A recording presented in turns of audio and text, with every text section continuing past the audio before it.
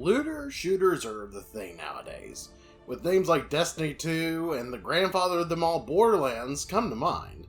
But what if you replaced the shooting with slashing and stabbing? Well, Counterport Games and Gearbox Publishing want you to spend $70 to find out in Godfall, one of the PS5's biggest launch-exclusive games. This game wants to bring a new way you play to the looter genre. Is Godfall going to usurp the giants like Destiny 2, or will it be a god fail? Code was provided by the publisher for review. You can also grab this on the Epic Game Store if you're one of those keyboard and mouse kind of guys, or gals. Let's talk Godfall's story, or more like they pasted the cliff notes into the game instead of the actual script. I'll give you a quick rundown. Basically, you're a king, you and your brother are pretty chill together, but one day your brother decides, you know what, I don't like you, I'm going to kill you. But he fails in the attempt to try to kill you, and now he wants to become a god, which annoys you, the king, and you're just kind of like, you know what, I'm going to kill you, sucker.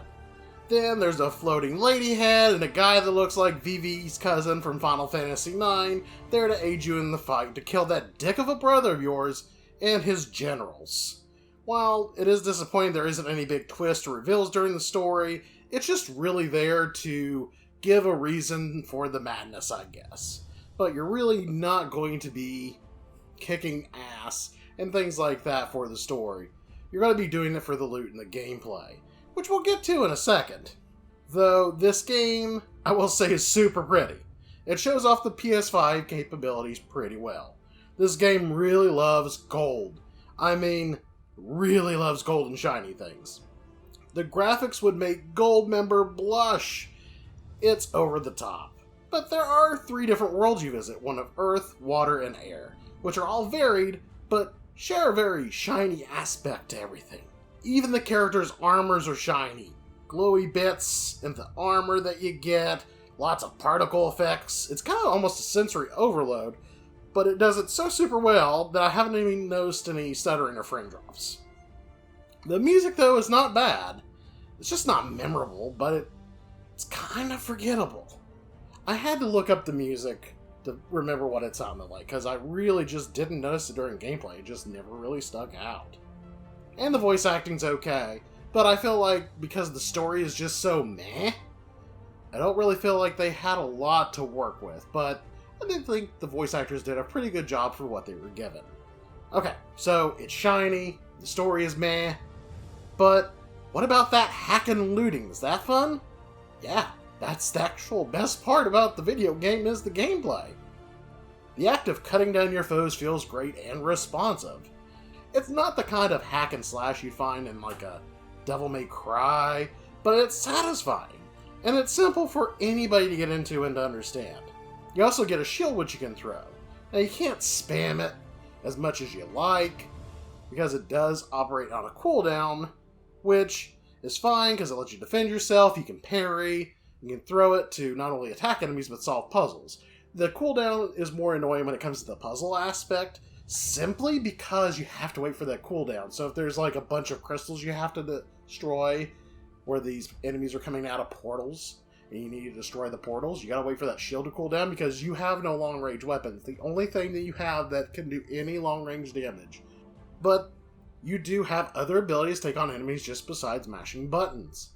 You can get other abilities to help you in the fight. And you get to unlock a skill tree as well to boost your stats and learn new abilities for combat, like different shield moves and things of that like. Though I will admit the screen is very small.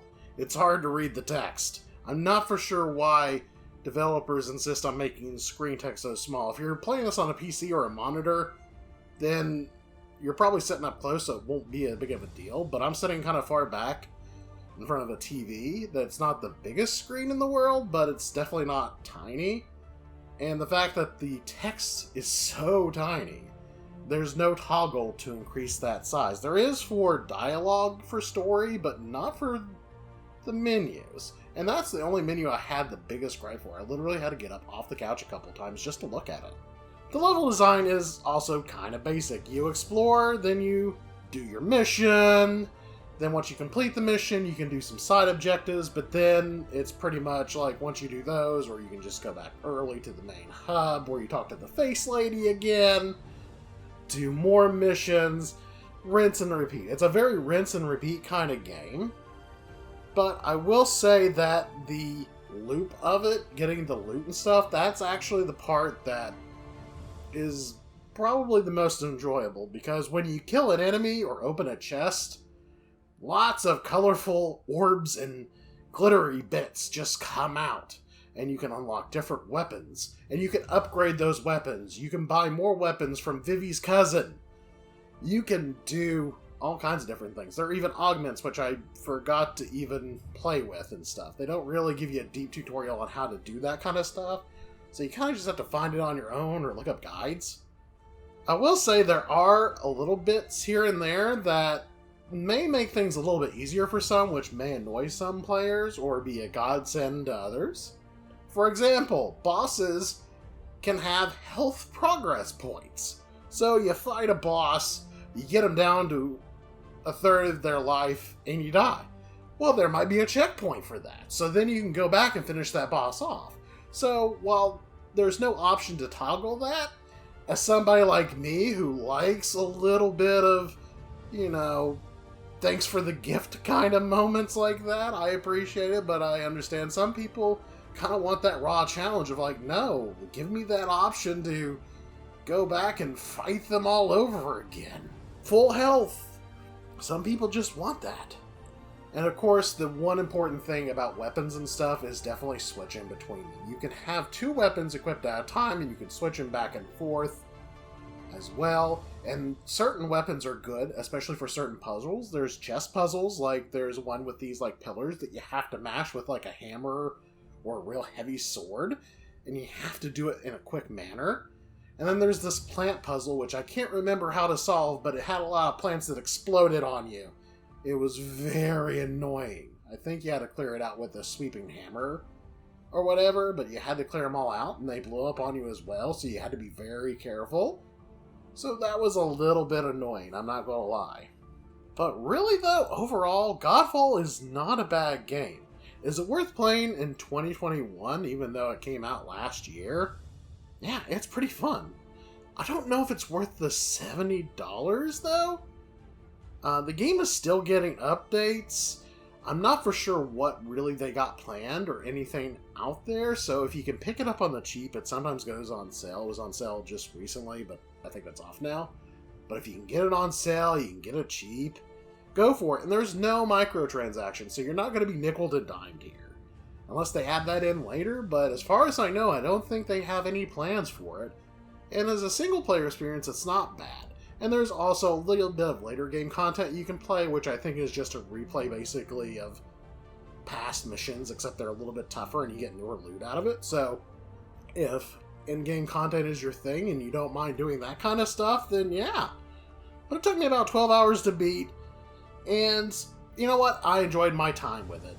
Is it an amazing game? No. But if you can get it on the cheap, and you like action games, but you like the idea of getting new loot and new things, then I think you'll enjoy it. But yeah, like I said, not a $70 price tag worth. But that's my thoughts on Godfall. So let me know what you guys think. Are you interested in Godfall? Have you played it? Let me know what you think. And stay tuned for more reviews and other great content here on Dr. Strife. So, till next time everybody, game on!